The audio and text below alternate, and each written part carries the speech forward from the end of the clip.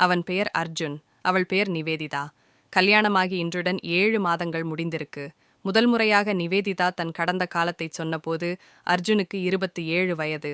அவள்தான் அவன் வாழ்வில் வந்த முதல் பெண்.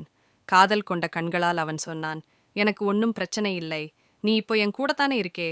2 வருஷம் காதல், பிறகு கல்யாணம். முதல் 6 மாதங்கள் சிரிப்பும் சந்தோஷமும் மட்டுமே. 7வது மாதம் ஒரு சின்ன விஷயம் தொடங்கியது. நிவேதிதா நண்பிகளோடு போனில் பேசும்போது, அந்த காலத்துல நாங்க கோவைக்கு ஒரு ட்ரிப் போனோம். அப்போ ரோஹித் இப்படி சர்ப்ரைஸ் பண்ணினான் என்று சிரித்துச் சொன்னாள். பேச்சு முடிந்ததும் அவள் போனை வைத்துவிட்டு வந்தாள். அர்ஜுன் ஷர்ட்டை மடித்தபடி நின்றான். ரோஹித் யாரு என்று கேட்கவில்லை. ஆனால் அந்த பெயர் அன்று முழுவதும் அவன் தலையில் அடிக்கடி வந்து போனது. அன்றிலிருந்து சின்ன சின்ன தீப்பொறிகள்.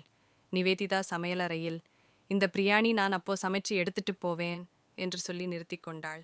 அர்ஜுன் உப்பு கேட்டான். குரல் கொஞ்சம் கடினமாக இருந்தது. இரவு அவளை அணைக்க மனசு வரவில்லை. அவள் திரும்பி அணைத்தாள். கொஞ்சம் தூக்கம் வருது என்று புரண்டு படுத்தான். அர்ஜுன் இதுவரை ஒரு வார்த்தை கூட அவளிடம் சொல்லவில்லை.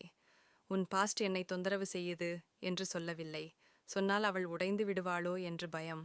சொல்லாமல் இருந்தால்தானே உடைந்து போகிறோம் என்று தெரியும். ஆனால் வாய் திறக்க முடியவில்லை. நிவேதிதா எல்லாவற்றையும் உணர்ந்திருக்கிறாள். காலையில் காஃபி கொண்டு வரும்போது கைகள் நடுங்கும்.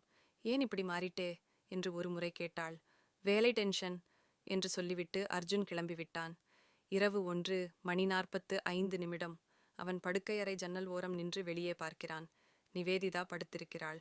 அவன் மனசுக்குள் ஒரே குரல், நான் இவளை கல்யாணமே பண்ணாம இருந்திருக்கலாமோ? இந்த காதல் போயிடுச்சா? இல்லை, நான் இவளை இன்னும் நேசிக்கிறேனா? இல்லையா? அவன் கையில் போன். தட்டச்சு செய்திருக்கிறான். கல்யாணமாகி 7 மாதங்கள். மனைவியோட கடந்த காலம் என்ன கொல்ற மாதிரி இருக்கு. இதை இன்னும் அவகிட்ட சொல்லல. எனக்கு என்ன ஆகிட்டுன்னே தெரியல. யாராவது உதவி பண்ண முடியுமா? விரடிஸ் சென்ட் பட்டனில் நிற்கிறது. அழுத்தினால் என்ன ஆகும்? அழுத்தாமல் விட்டால் என்ன ஆகும்? அவன் விரல் நடுங்குகிறது. வீடு அமைதியாக இருக்கிறது.